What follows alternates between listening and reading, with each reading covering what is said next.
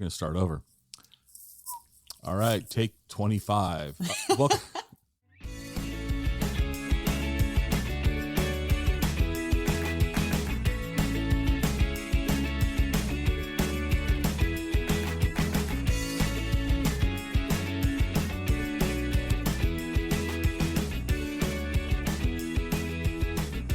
Welcome to the Exploring Washington State podcast. Here's your host, Scott Cowan. Welcome to this episode of the Exploring Washington State podcast. Today, my guest is Kevin the Berner. Berner is short for Bernese Mountain Dog. Kevin is a, dare I say, virtual therapy dog. And we're going to let Kevin's translator introduce herself and Kevin and tell us a little bit about the story. So please, let's not hear me talk anymore. So my name is Deanna, and like Scott said, I am Kevin the Berner's official human interpreter / dog momager / whatever he wants. I'm here for it. So how did Kevin pick you? How did he pick me? I don't know. I am very fortunate and blessed that he did pick me as his caretaker and all the things.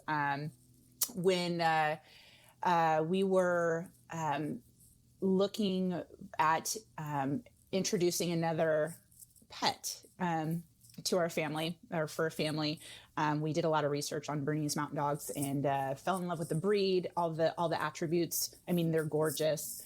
And just personality-wise, it was amazing. And he's quickly become my best friend, as we like to say. And how old is Kevin now? Kevin just turned 3. Okay. So he turned 3 at the end of February. Yeah, I see. I'm online here, and you had a birthday potty for him. I'm never birthday going to pronounce potty. No, it's so weird talking in dog speak sometimes. Yeah. So let's talk about his party. What how did that go? What hilarity ensued?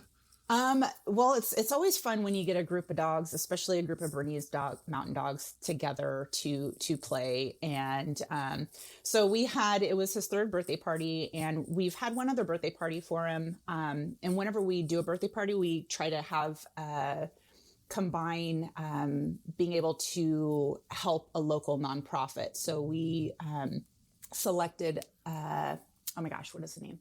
Underdog's Rock Rescue. Okay. So it's a local rescue in the Portland metro area that really, finds homes and fosters them and everything like that. So we chose them. And so we had, I rented an event space, sent out an invitation. People would sign up on an event space, Eventbrite, and then they would come and they would donate an item that they could really use. And then, we had we had a pup teeny bar, which was super cool. So all the dog parents got to make little fun pup teenies, with like French fries and fresh whipped cream and things like that. We did musical chairs and we played red light, green light with our dogs. Okay. Yeah. So you said one of the, go back to George Carlin, the 7 words you can't say on television, and you used the word Portland. And Portland is dead to us on this. No, I'm just totally kidding.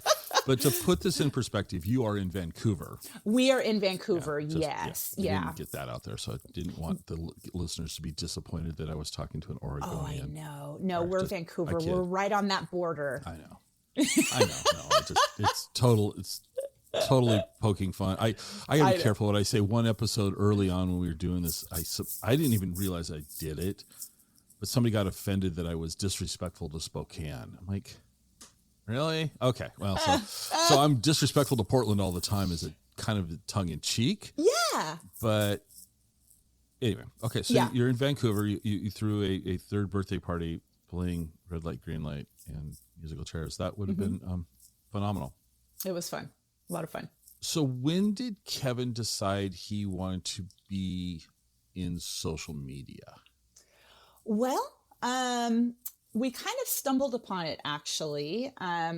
I was actually sharing a little bit about Kevin on my page. And one day I remember putting on Instagram like a poll, that they have like, hey, who would want Kevin the Berner to have his own, he wasn't even Kevin the Berner at the time. He was just Kevin. Right. Who would want Kevin to have his own page? And a lot of people said, yes, we'd love to have his own page. And I thought, one, rude, because that just means you want to see less of me and more of him. I get it. I mean, yeah, we are second-class citizens to these Berners, aren't we? We learning really that one are. again. Yeah, we so are. People, they're like, oh yeah, you are, but you're your dog. Right. And so I was like, okay, I'll start this page. And I thought it was going to be something fun for our family to do together. So at the time I had both my kids, my son and my daughter at home, and my husband. I'm like, we're going to do this as a family. And as the story goes, I forgot to ask them if they wanted to help. I kind of voluntold them is what I was told that I did. And so it quickly became my job, and it was just for fun. And Kevin realized over time that he was really making an impact and making people smile. And that's kind of how we coined the phrase virtual therapy dog. Yeah, let's unpack that a little bit. Yeah. What does that look like? I mean, I'm so tired of saying in the time of COVID. I'm just exhausted. Every episode, COVID is lurking. But in the time of COVID, it wasn't like you could take him, say, to a nursing home because they weren't letting anybody in. Correct. So is that kind of what was the inspiration for the virtual component, or? No, actually, kind of how it started is I knew that I wanted Kevin to be a therapy dog before I even got him. It was just something that I'd always wanted to do. So when he was younger, we did take him to a couple assisted care facilities and some church youth groups. But he slowly started developing a fear of new people. And I was like, well, you can't really be fearful of people and want to be in front of people. So what had happened is during that time, we were also doing his Instagram page. And, we would get messages of people saying, gosh, I was having a really bad day and it really made me smile, or it helped me get through finals or whatever. And then I was like, oh my gosh, he's doing exactly what I wanted him to do, but in a greater way. And so that's kind of where we got that name virtual therapy dog, because a virtual therapy dog is just, or a therapy dog in general is just to make people feel good and to smile and, to kind of reduce stress. And that's kind of what he's doing through his social media channels. So it's been pretty cool. Bounce around a lot. No, totally fine.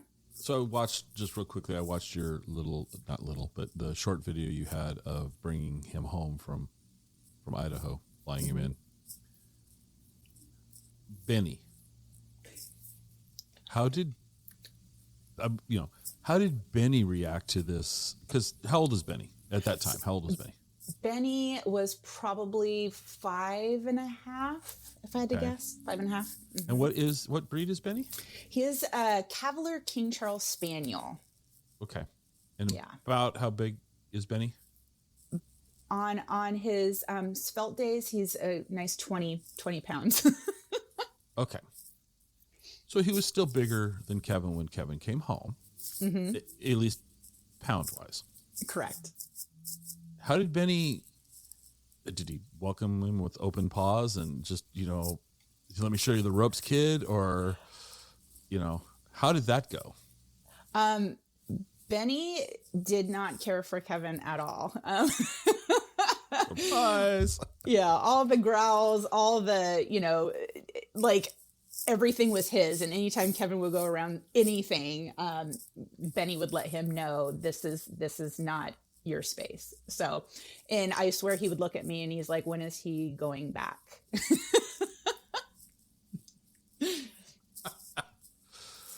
Do they get along well now?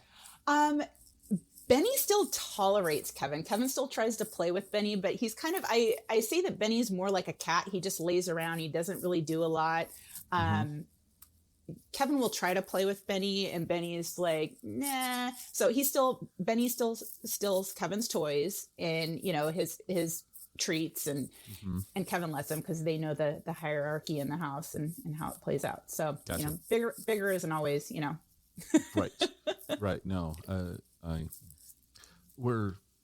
so at the time we're recording this, it's a Wednesday. Yeah, it's Wednesday. Blurs together. Our Berner adopted us on Saturday, so we are Sleepless in Wenatchee. It'll be the new Tom Hanks movie soon. As you know, as any person that ever has brought a puppy home understands. But our 3 cats are not amused. They're just not. They're like, they're not happy. When is he going back? Yeah, and why hasn't it happened already? Yes. And it will, I'm sure, acceptance and tolerance will happen, and however big our guy gets, he will probably always be in fear of the smallest cat in the house, because that cat will destroy him. Absolutely. So you started the Instagram, or well, Kevin started the Instagram channel. Kevin. Yep. All Kevin. I'm not sure how he typed in a password. I'm just going to be honest with you. There were a few mistakes. Yeah. Yeah. The pause on these things are huge. Okay, so when Kevin's Instagram channel launched, what type of content were you sharing, or what type of content were you instructed to share? Kevin instructed that I shared primarily at that point was that was before the time of Instagram Reels and things like that. So we did, photos, as well as we actually did some video. When he was a puppy, I would work out with him all the time, and he loved to mess with me while I'd work out. So that just became our thing, that whenever I'd work out, he would steal my beanie, he would, crawl all over me and things like that. So we would share that. And people loved it. It was just some comic relief for sure. Yeah, probably more like a blooper reel, if you will. We used the Benny. Remember Benny Hill? Like, I feel like I age myself, but look at me. Hello. I know, old. That's right, older, Yeah, way older. But I used the Benny Hill theme song for some of our workouts, and it's probably one of my favorite, because it's like, I fast forward the video a little bit, so we're all like, animated to that. It's just perfect. So, yeah. When I did a quick scan, I think Kevin has like 83,000 followers on Instagram. Yeah. I did not look at TikTok. Is he on TikTok? He is on TikTok, yes. How's this? Where's his audience? Is it on Instagram? Is it on TikTok? Where has he found his people? His people are definitely on Instagram. I mean, on TikTok, I think he's got like 170,000 friends. But Instagram is where he spends most of his time. He's actually, his Facebook page is doing pretty well as well. I think it's because the addition of Reels recently. But Instagram is kind of where he shares his daily life behind the scenes through stories, and is consistent on, really bringing people smile and also value, because he just started a website and a blog at the beginning of this year as well, because we get so many questions on things about, what does he eat, or how do we train him and things like that. So he's like, hey, we should create a website for me. So. And how's that been received? Because in today's day and age, it seems like, at least with Explore Washington State, I mean, I think we have something on TikTok. I'm not allowed to look, because once again, reference I'm old. So I'm allowed to look at the website and Facebook, because that's where boomers go. But how's the web? Because so to me, it's I hate to say this, but it seems like websites seem meh nowadays, and I'm totally not saying that in a good way. I wish it wasn't being received as meh. I wish people would go there versus these other channels, some cases, because you can go deeper. Mm-hmm. So how's the website being received? I think it's, honestly, I'm just failing my way forward and learning it. So I don't even, I kind of sort of know about the analytics, but not really. The reason we started it is because we do get a lot of questions, and with Instagram being kind of a shorter form content, it's a great resource to send people to. So we do like blogs about, like, for the Puptini bar that we had, we made some pup cakes or cupcakes. So we shared that recipe on our blog. that, you know, is kind of harder to share on Instagram. So then when Right. people have those questions, we can just refer them to the website and the specific blog. So that's kind of what we're using it for right now. And I would say primarily our website traffic is probably from his current Instagram friends. Okay. So I'm on the website right now, and I'm on the article, Do Not Pet, My Journey to Overcoming Stranger Danger. And I'm just looking.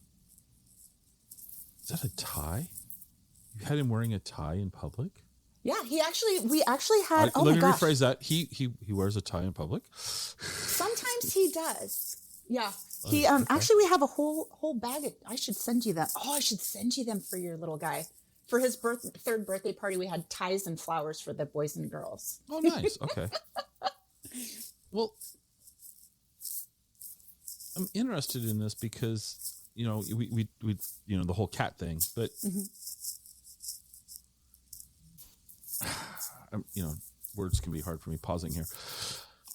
I see this. There's the photos, and he's in his halter with a do not pet on, which honestly, for a dog as good looking as Kevin, isn't fair to people. That's just not being fair to people. How can they help themselves? Right. Has that helped? Has that slowed people down from coming up and going, oh, what a pretty puppy? And he's not, what is he, 100, 110? 110, yeah. Yeah. So, I mean, Yeah. he's not. Yeah. He's So not a tiny little dog. it definitely does help. And I didn't get his do not pet harness because I wanted to be mean. It was actually the opposite. I would have a hard time telling people, hey, he's kind of fearful of people. So people would just want to grab his head, and then he would back away in fear. And I felt bad because I didn't want them to take it personally, like, oh, there's something wrong with you. It's like, he just has a fear. So by putting that on him, it helped eliminate me having to be the bad person and still being able to advocate for him. People still come up and try to pet him, but just not as many. Or they'll ask, or, you know, and I'll kind of give them specific instructions like, hey, if he comes up to you and then maybe touch his chest, don't try to touch the top of his head. And so it really kind of helps allow us to slow down and have that conversation, because people will just run. I mean, Bernese Mountain Dogs are just beautiful creatures. So, I mean, it's hard not to want to just go up to him and give him a hug. Yeah, it really is. It is very difficult to restrain ourselves. When he was funny, go ahead. Well, I was at the bank last week before Saturday, and two people were walking a Berner, and they were on the sidewalk, and I just kind of casually approached from the side because it was a busy street and I didn't want to startle them into traffic.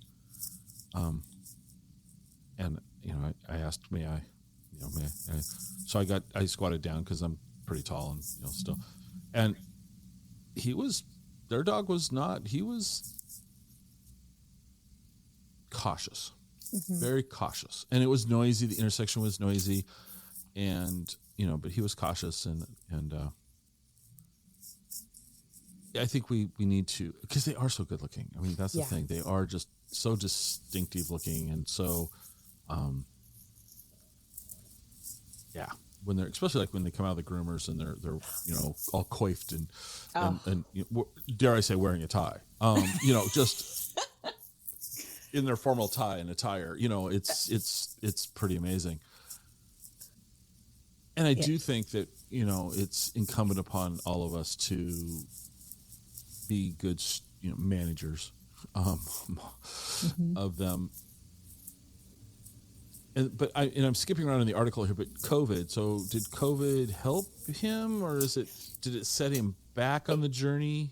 It kind of set him back on the journey because we were actually working with a trainer at the time prior to COVID to kind of help him work through that fear, right? Introduce him slowly to those things that he was fearful of, to try to recondition him. And then when COVID happened, he all of his interaction with new people had to stop. And then when the world started opening up a little bit where, you're able to go out on the street again, then there was this whole thing about masks, right? So he couldn't see their face. All he could see was eyes staring at him. And he does have a thing where if people stare at him, it makes him nervous. So, so it's like all he sees are these eyes. And And so it was kind of a weird transition for him. I mean, we're still working with him today because I'm not giving up on him. And I know that, just like human beings, like some of us are more introverted than others, and that's okay.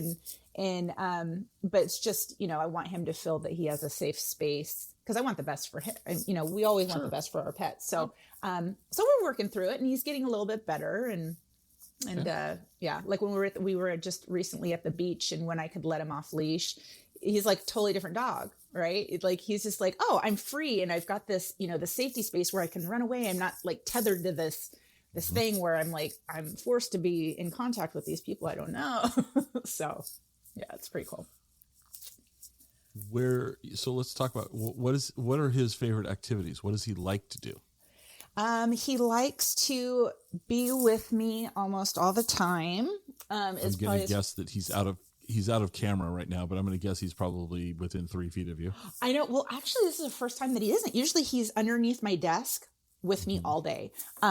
Benny's actually right to my right. Okay. Kevin must be in the other room, but he's usually not very far.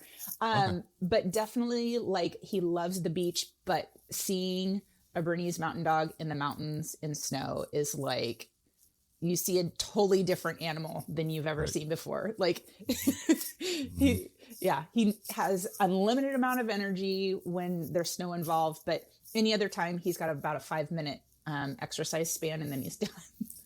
Okay. All right. Yeah. That's another reason I picked the breed. The 5-minute exercise span sounds just about perfect to me. That's why I got him too. I'm like, I don't 5 minutes. Yeah. You need how much exercise? Not gonna be my thing. Right. Well, okay. 110-pound, long-haired, majestic animal at the beach. I'm thinking cleanup. I'm thinking that grooming, maintenance, sand in the fur. Easy. No. How does he take to baths and bathing, and how much work is it for you to get him cleaned up after a beach excursion? Okay, so surprisingly, it is not a lot of work because he does not like getting dirty. Oh, okay. He doesn't like mud puddles. He doesn't like, dirt. So he doesn't like roll around on stuff. Oh, okay. So the only thing that gets dirty is probably his pads. He lets me brush him whenever I need to. And honestly, I take him to a groomer for the bathing, because the dry time, to get in through all that fur, and the dry time is crazy. Like, my arm falls off. So So how often does he go to the groomer? Right now he's going about every 6 to 8 weeks. Okay. And that's mostly to maintain, like, we let all of his hair grow except for on the bottom of his pads and around his toes. So he's got, like, not the dreadlock ear things, but we don't crop his ears. And he looks like, we always call him an orangutan because he's got like this long feathering. We just love it. And he like puts his arms up and he's like flailing. He's just like a little monkey. He's like a monkey bear.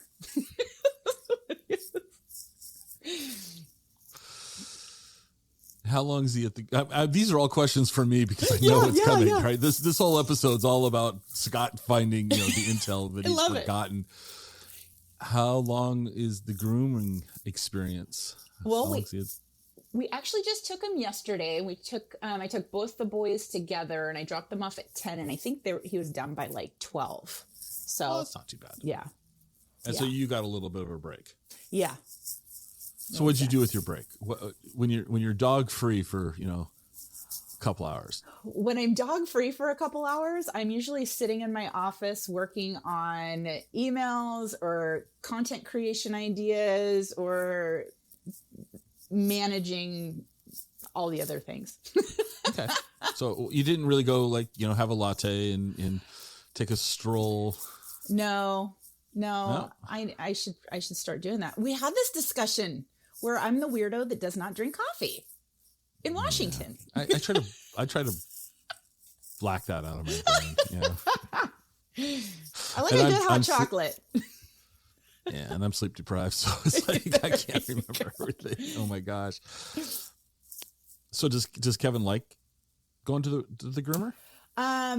Honestly, no, not really. He does not dig it. I mean, he'll go reluctantly. Like yesterday when I was trying to get him through the door, I actually grazed his paw with the door, which made him nervous. And then he was like kind of tugging a little bit, like, I don't want to go in there. But then he finally does. And he's been going there since he was a puppy, and Benny's been going there since he was young. Okay. So they know him really well and treat him really well. He just doesn't like to be away from his mom. Okay. Yeah, they are very loyal, close companions. The fact that he is not by you is actually it is surprising to me. I know. Well, my husband's out there, so he's probably with him. Gotcha. Yeah. Okay. Yeah, it is kind of cool though, because I mean, I don't know if this is the breed in general, but I think it is, where they usually find their one person that they're usually like, they love their family, but there's usually one person in their family that's like their person. Right. Yeah. No, that was my experience before, and I'm finding that in the very early phases to kind of be true here too. That, which we still haven't figured out a name. We can't agree. Well, it's not that we're not agreeing. It's that we made, I don't want to say a mistake. Wasn't a mistake. It was a mistake because the responses were overwhelming. That's where it became a mistake. It's like, oh my gosh, how do we go through these dozens and dozens of name suggestions? Mm-hmm. Mackenzie posted it on Instagram, like, hey, what should we name our puppy? And all sorts of, some people are weird. I mean, there are some really weird names, but there were some great names, and names that I would never, like, oh, well, okay. And then as we get older, and we've had more animals through our friends and family and connections and ourselves, I have this thing of like, oh, well, I know somebody that had that name, or I had a cat named that, or, and so it's like the names that might be really great get removed from the list because I don't want to, my Berner was named Jerry. Aww. And I would name this one Jerry, but everyone thinks I'm weird for wanting to do that. But so I've been voted out on that one. So we're still trying to come up with names, or a name, not names, name, singular. And have you narrowed it down? Yeah, we have. Probably down to 6. I mean, gosh. Yeah, we had like over. Is he offering this suggestion? He's like, you better name your dog. Yeah, exactly. And we had over like 100 names. There was 100 people naming him or offering name suggestions. There he is. Kevin, come here. Yeah, I have to tell him, because since we live in an apartment, I have to tell him other people are allowed to live in the apartment complex as well. But he doesn't understand that. I know. I don't. What? Kev, stop. So that's an interesting. That's an interesting observation. So you live in an apartment, so you don't have an acre of lawn for him to go out. I mean, even though he's only going to be busy for 5 minutes, but some people might think big dogs need big spaces. I didn't find that to be true. Perfectly content, close proximity, didn't need a lot of square footage other than the bed. They need all the bed. Yes, they do. They somehow they grow when they lay on a bed. It's just, I don't know. It's that, I don't know. But how does he, other than people coming and going around you, have you had any challenges with either of them in the apartment? No. We actually, when we got him, we lived in a house. And then when my son went off to college and my daughter moved out as well, we're like, well, what do we do? What do we do now? Like, what is the next phase? So we sold our house. So, he had a backyard, but he wants to be with us. So he didn't really play a lot. So, we go for a couple walks a day and it's great. And actually we're going to even downsize even more, because starting this summer, we're going to be doing van life full time and experiencing that with both boys. So we talk about not needing a big foot. The only thing is we're going to be stepping over the dogs. Sure. Right. But right. Yeah. Well, let's talk about this van life thing in just a second. Let's go back to You're walking him a couple of times a day. Where does Kevin like to go in Vancouver for walks? So thankfully we live downtown Vancouver, so everything's really walkable. And that's the thing that I love about this a lot. So if we want to go, to like Heathen Brewing, which is just down the street, which is a, brewery that's dog friendly. There's Burnt Bridge Winery that's down the street. That's also dog friendly, and they love Kevin. And there's a lot of really great places. We're pretty close to Fort Vancouver. So the fort, and so it's a really great place to take him for a walk as well. So yeah, and then there's a couple. Have you ever tried? Has Kevin ever expressed any interest in being like a carting dog? You ever put a cart on him?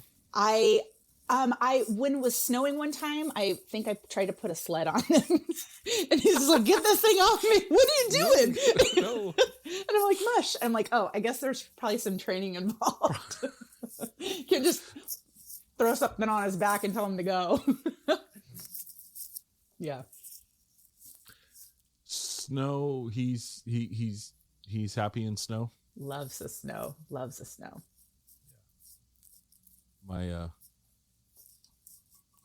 My friend that provided the introduction for us to get our new one lives in Tri-Cities, and his dog is named Otto. Love that. And they went so far when they got Otto that they bought a 90s era Jeep Grand Wagoneer. Okay, so remember those real boxy with the wood sides? Yeah. Okay. And they found a really nice, driven on Sundays when it was sunny type, deal. And they named the license plate says wagon, so it's the Otto wagon. And they sent me photographs of Otto in this Grand Wagoneer. And I had never met Otto until this last Saturday when I met him in person. And Otto is a magnificent example. Do you remember, you're not as old as I am, but do you remember the Fabio doing the I can't believe it's not butter thing? That's what I thought of when I saw Otto. It's like Fabio, he was just magnificent. Hair blowing all slow motion like. Yeah, pretty much. And, and he just, it was kind of funny because he's kind of I don't want to say he's spoiled, but he is well loved. Well loved. So my friend sent me some pictures of Otto during the snow in Tri-City. He wouldn't come in. He'd just lay out there. They couldn't get him to come in. Yeah. He was just like, this is perfect for me. So they're an interesting breed. Yeah. Yeah. But let's shift here. So you mentioned van life. Yeah. My husband's plan. Oh, this is your husband. Okay, so your husband is responsible for this, or to blame, depending on how you want to look at it. Exactly. Okay. Yeah. Well, first off, what type of van? So we just purchased, and I'm so not a car. We just purchased like a Mercedes Sprinter. I think it's 170 inches. I think that's okay. It's a 4x4 thingy. Okay. Now, did you buy just the shell, or did you buy one built out? We just bought the shell, and there's a company in Missouri that's actually doing the build for us. Okay. Yeah. And now, is this not that you're a car person, but I'm a tall person, so the idea of a Sprinter van, I'm actually tall and big, so I don't fit in Sprinter vans. There's one though that with the really high roof. So does this have an extended roof on it? Do you know? I do not think this one does. Thankfully, I am actually taller than my husband by 1/4 of an inch. So, and I'm only 5'7". So yeah. Okay, so we don't have an issue with the height. You don't need. Yeah. See, I'm 6'4", and that's where the Sprinter just doesn't. Okay. Yeah. So you bought a Mercedes Sprinter shell. You're having it built out. Mm-hmm. You're really going to live in it full time? That's the plan, Stan. It's Scott. Did that little quote age me too? Do people even say that anymore? No, but I had heard it a long time. That was actually pretty funny. Okay. So have you ever tried? Did you guys? And I'm asking this because this is something that we're also thinking about doing in a way too. So this is a very selfish episode. No, I love it. So did you go rent a van? Did you go try? Did Kevin approve this plan? I mean, I love your question so much because that was the thing. My husband's like, I want to do van life. I want to just live in a van. And I was like, maybe we should rent one first, And so we did. We rented one for a whole entire weekend without the dogs. So we know what it's like just with us two, which is super great. But yeah, so the goal, is, I mean, I'm excited. I'm nervous. I'm all the things, right? Because it's, I like to have a home base. So, the goal is to just experience, different areas. Because whenever we travel, we find that we always travel like away, like to other countries and stuff like that. We haven't really explored Washington and, our region. And so we're excited to have that opportunity with the goal. My goal is to find that perfect spot to plant our roots next. And we know that we're going to live in Washington. It's just where, we want property and, stuff like that. So, spending a little time in different cities and towns and areas will kind of help us figure out like, here's where we want to build our forever home. That makes a lot of sense. Yeah. But it's going to be interesting. I'm going to share all the good and the not so pretty along the way, because we're just going to be learning and figuring it out together. Hopefully we stay together. So I want to recap this just in case my wife listens to the episode, because I want her to hear clearly what I'm about to say. So you went ahead and you purchased a Mercedes Sprinter van after renting a van for a weekend without the dogs. Smart. See, Edie? See, Edie? Just listen. Just hear what I had to say. Without the dogs, I'll be honest with you. I'm like, I'd have to bring the dog just because he's going to take up a lot of square footage. Yeah. There's actually this account that I follow on Instagram. They live full-time van life, 5 dogs, 2 of them Bernese Mountain Dogs. Isn't that crazy? 5.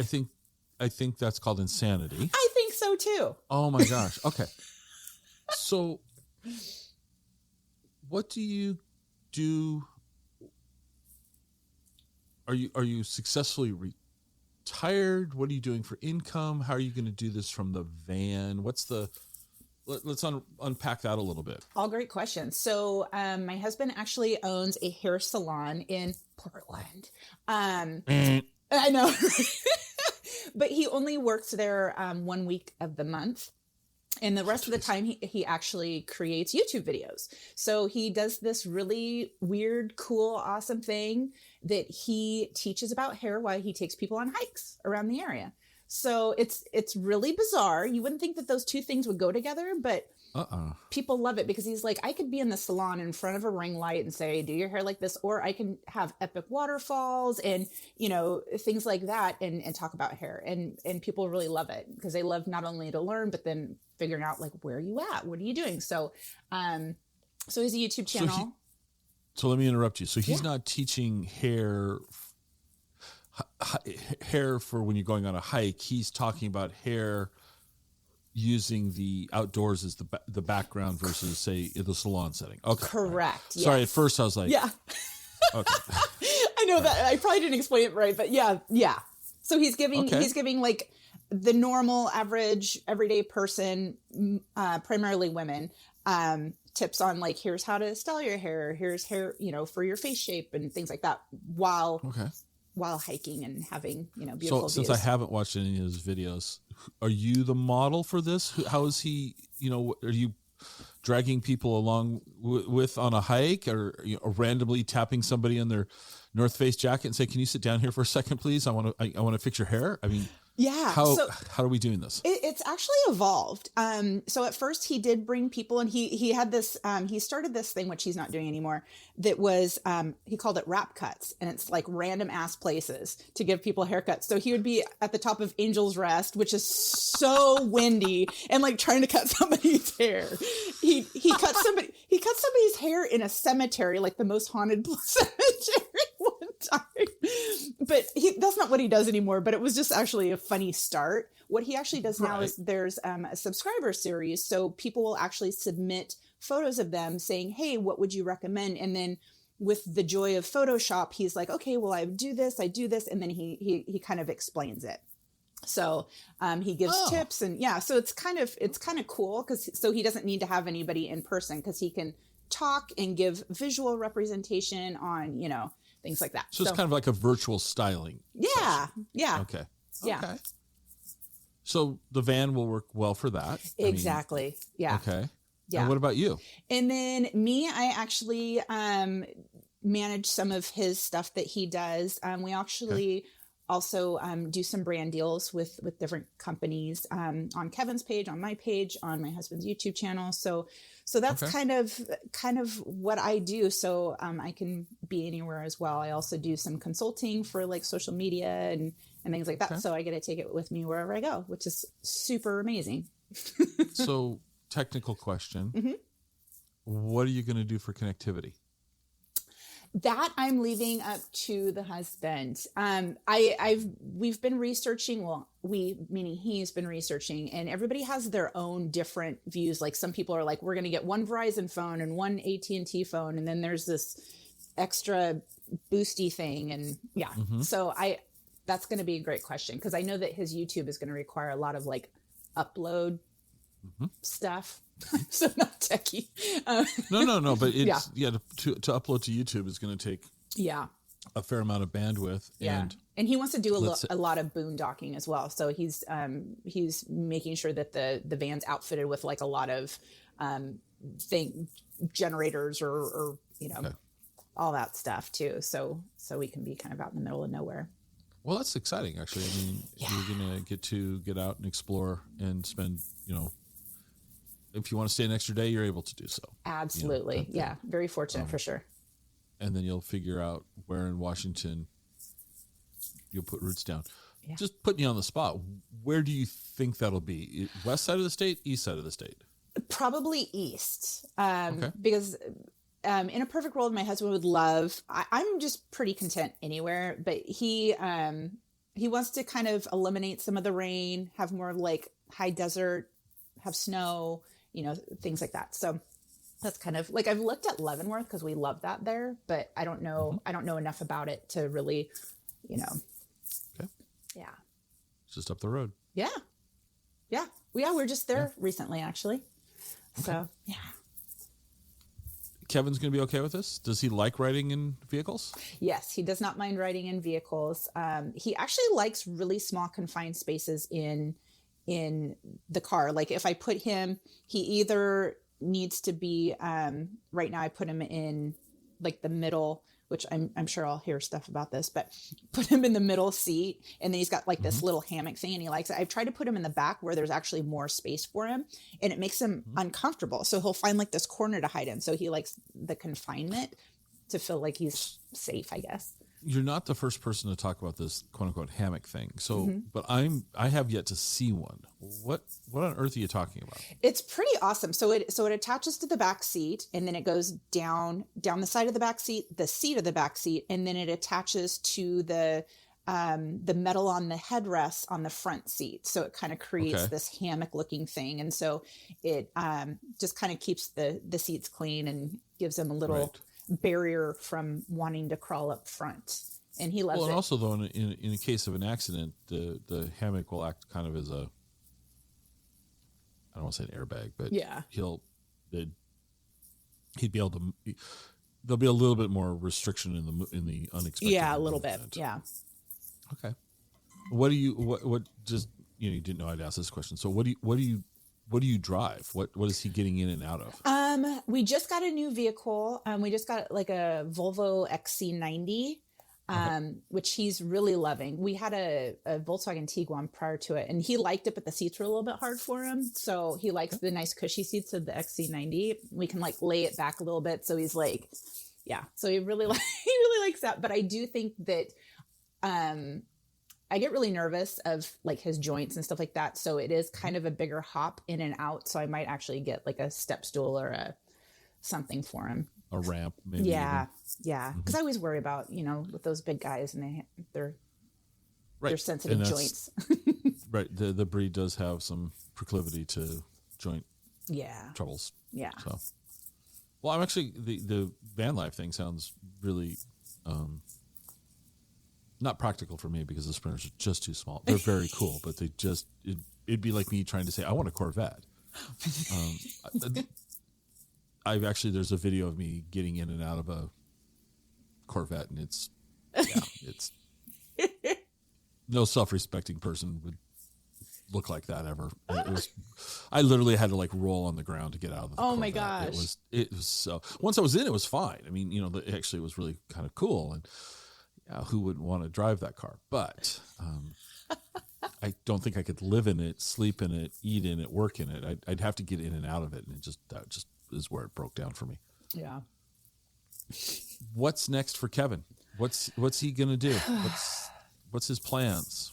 What's Kevin's plans for world domination? Oh gosh. Well, we have had some of his Instagram friends say that he should run for president, but I don't know. Maybe he'll. He's not old enough yet. Is he? I don't know. He's 21. Well, yeah, I guess not. He's 21 in dog years. 36, yeah. I think. Yeah. Yeah. He's not old enough. He can just legally drink now. Yeah, his goal right now is, of course, living his best life. We actually have some goals to donate at least $10,000 to various charities in 2022 through all of his different, sponsorships and things like that. So we want to be sure we give back, because that was the goal of, the therapy dog is just to do our part. And he's blowing it out of the water so far. So really proud of him. And well, how about let's go a little deeper on the charitable giving. How are you hoping to accomplish this? I mean, what's the plan? Right now, what I'm doing, last month we actually donated. We have an Etsy page, which we actually shut down at the end of March because honestly, it's really hard to manage.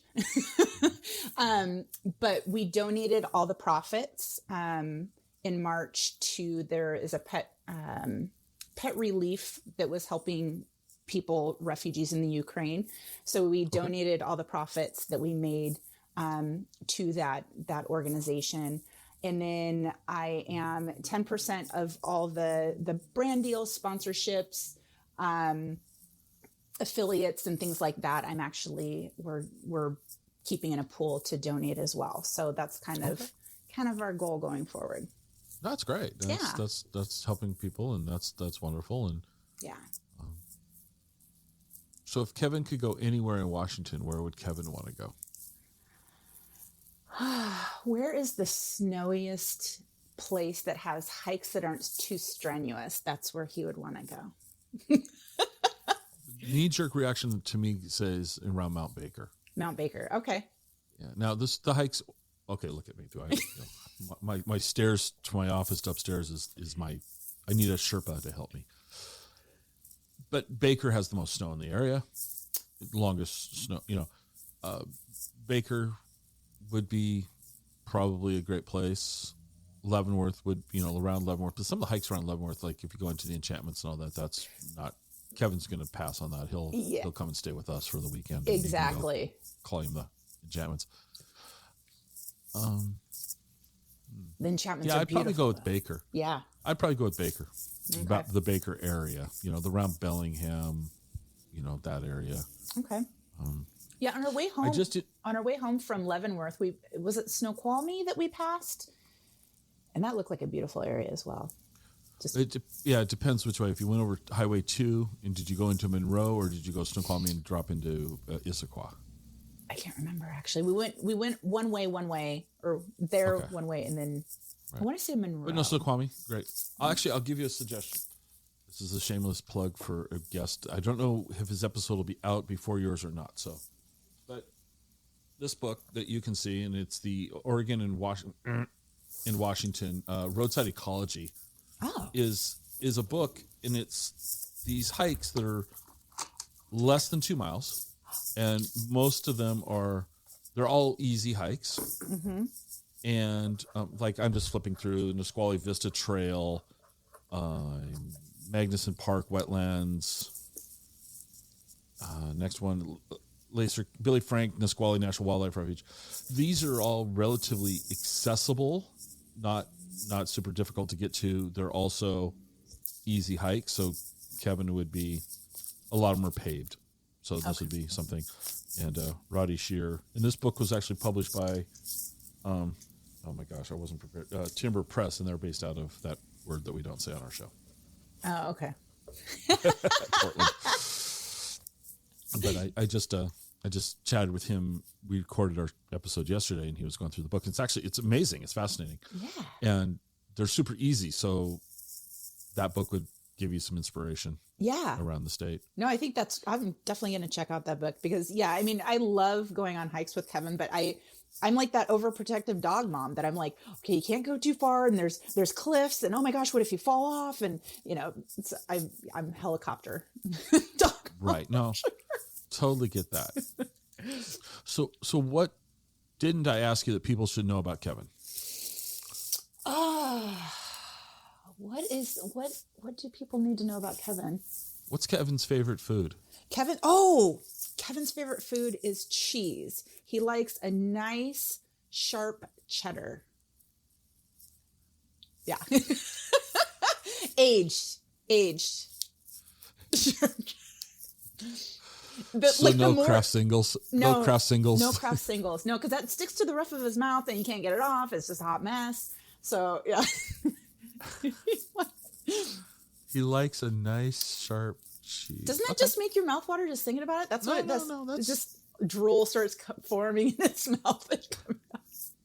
So what doesn't he like that seems surprising to you? He doesn't like a lot of things. So on his Instagram page, we actually share a lot of things Kevin doesn't like. So he does not like pretzels.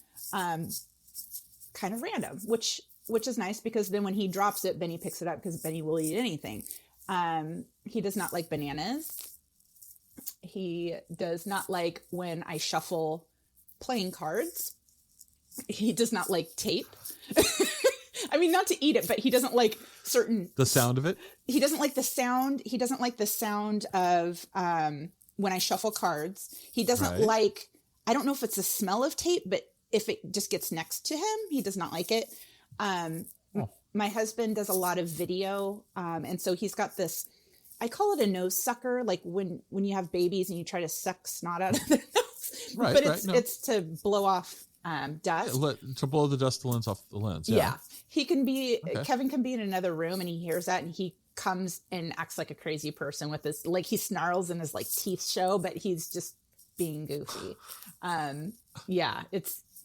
Like we showed him a razor handle the other day and he's like, he's super weird and random and I love it. Okay. All right. Well, what brands is Kevin working with? And yeah, actually, I'm curious about this in the sense of what brands does Kevin affiliate himself with? So we have worked with a local company. I think it's in the word you don't talk about, but Northwest Naturals. They're a raw dog food company. We've been using their food before we were working with them. So we work with them. In the past, we've worked with like Dyson.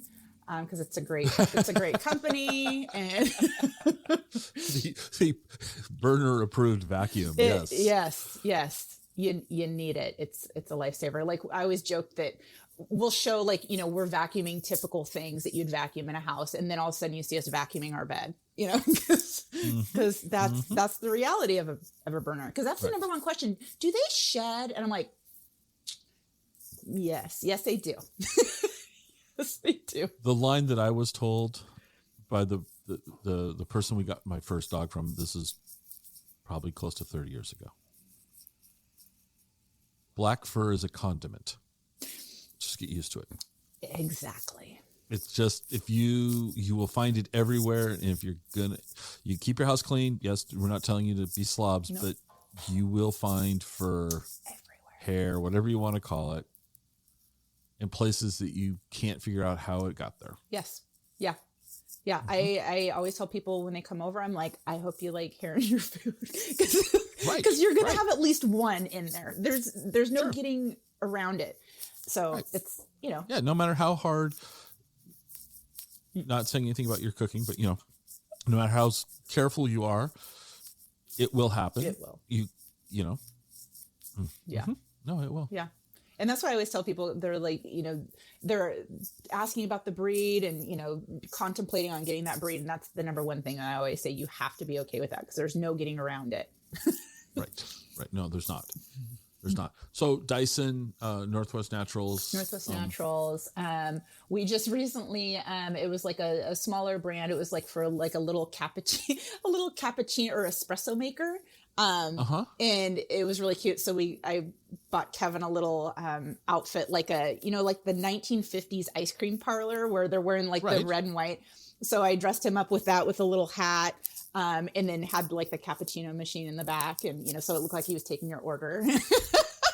It's really, really fun. It's stressful at times, I'm not gonna lie, because you can't really pose a dog the way you can pose a human, so you just have to make it fun and know that it's never gonna work out the way that you think, but you have to find the fun and the humor in it. Is he a good sport most of the time? He is. Actually, it's funny because we'll be on the street and people ask if they could take a picture of him. And I'm like, sure. And the minute somebody takes out their phone, they're like, oh my gosh, it's like he's posing. I'm like, he's absolutely posing. Because he knows like, oh, the phone's going out. It must be doing something because I know treats are going to come. So yeah, he will just stand there and wait, because our cue is wait. If I want him to stay in a certain position, I'm like, hey, wait. And he's just like, oh my gosh. Okay. That's pretty funny. And sometimes you just, what is it called? Spray and pray, where you just take like a bunch of photos and you just hope he got one. Yep. Yeah. Yep. Yeah. Mm-hmm. Kind of like you do with children. Pretty much. It's pretty much the exact same thing. Yeah. Except Kevin's probably better behaved. He is better behaved, yeah. So, all right. So the last question for today is, what didn't I ask you that I should have? Oh, gosh. I think put me on the spot. I'm not very good at that. I don't know. That's also my get out of jail free card. If I forgot something, you can tell me. And if I didn't, I put you on the spot. It's a win. Yeah. No. Hey, needy boy. Well, there he is. Kev. Yeah. Yeah. He's a good looking. He is. He's good looking. You're pretty cute. Yeah. So was his nose black when you got him, or had it filled in all the way? I feel like it had filled in all the way when I got him. Yes, but ours is not. Oh, and so cute. It's pretty comical. 3 big dots on his nose. Oh, they assured us that it'll fill in. Yeah. But my friend has the 3-year-old, he told me this story that Otto was maybe 6 months or so, and they had some friends come over for dinner, and Otto's nose wasn't completely filled in black, and the friend, they did dinner, and the friend came back over, I don't know, a few days later, and brought a black Sharpie saying, here, fill in his nose. It's like, because I'm looking at Kevin's nose here, and it's all, all black, all and black. My little guy's almost all pink. Oh, really? Aw. Yeah. So It's cute. these 3 little spots. It's pretty interesting. That's so cute. All right. So anyway, I gave you time to think. Anything we didn't ask you? No. I think we covered it all. I mean, depending on kind of where the interview goes, like Kevin's an amazing dog, and Bernese Mountain Dogs, and I know 2 things that I'd want to share if anybody cares. It's Bernese Mountain Dog with an N, not an M, because I used to be guilty of that before I had the dog. And so I never correct people, but if people are wondering, that's it. And they often get confused for St. Bernards. Everybody, is that a St. Bernard? Or if they tell me it's a St. Bernard, I don't correct them. But if they ask me if it's a St. Bernard, then I tell them no. Which is funny to me because if you look at a St. Bernard and you look at a Berner, Yeah. they're both big dogs. They both have big, blocky heads. They both have 4 legs and paws and a tail. And That's fur. about it. That's about it. Yeah. And fur. That's about it. The And color it's is kind not the of- same anyway. at all. Yeah, my one of my girlfriends actually has a Bernese Mountain Dog and a St. Bernard, and yeah, night and day when you see them together. Right. Right. Yeah. It is, and you're right. People do like, oh, is that? Yeah. Yeah. But no. Okay. Well, thank you very much. This was fun. I learned selfishly, got answers to questions I have, both good answers and scary answers. Not that they were bad, wrong answers, but just I need to get hooked up with Dyson. Yeah. Oh yeah. Gosh. Well, We'll because we have 3 cats on top of it. We'll so talk it's like- after this. I'll share where Anyway. you can connect with them. I'm looking forward to following Kevin's journey, especially his van life with the Berner. That's going to be, Interesting. boy.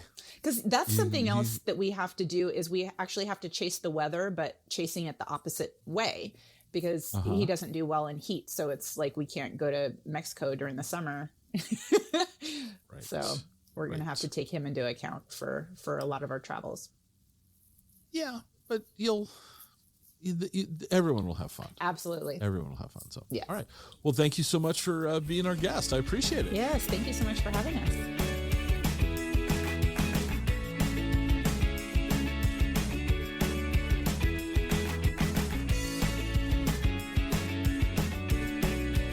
Join us next time for another episode of the Exploring Washington State podcast.